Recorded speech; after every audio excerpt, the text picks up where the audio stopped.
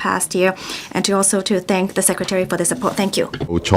The Honorable Jeffrey LAM will address the Council report of the Panel on Financial Affairs. The Honorable Jeffrey LAM. Thank you, President. As Chairman of the Panel on Financial Affairs, I'd like to present the report of the work of the panel for the 2023 legislative session to the Council. I'd like to highlight a few salient points. On macroeconomics of Hong Kong, while members agreed with the Financial Secretary's broad strategy to stabilize the local economy by supporting local consumption, members were concerned that rising interest rates and shortage in the local labor market would slow down the pace of economic recovery.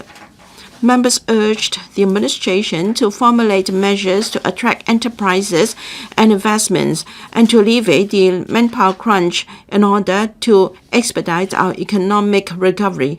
Given that speculation in the property market has cooled down, members also advised the administration to consider removing the demand-side management measures, or the so-called HAS measures. On monetary affairs, members were concerned about the impact of the uncertainties in the external environment and geopolitics on the stability of Hong Kong's financial system and investment return of the exchange fund.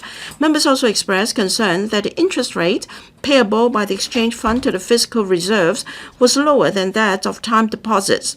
Members suggested to the Hong Kong Monetary Authority to consider adopting a more conservative investment strategy for the EF and to increase the proportion of cash deposits to total assets.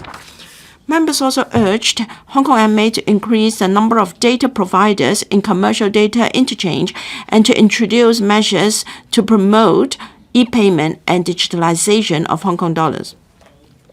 On development of fintech, members were concerned about the unsatisfactory earning power of our virtual banks and INT enterprises coming to Hong Kong for fundraising. Members urged the administration to provide more opportunities for these enterprises to increase their value chain so as to support the long-term development of fintech. On regulation of virtual asset trading platforms, members expressed concern over how the Securities and Futures Commission handled a suspected case of fraud involving a virtual asset trading platform and advised SFC to notify law enforcement agencies as soon as possible when dealing with similar cases in future. The government should consider enacting legislation to empower LEAs to shut down suspicious websites. Members also urged the administration to step up regulation of individuals who recommend or sell virtual asset services and products to members of the public and enhance investors' education so that the public have a better understanding of the risk and possible fraudulent practices associated with virtual assets. The panel also discussed the administration's proposals for facilitating redomiciliation of non-Hong Kong incorporated companies to Hong Kong.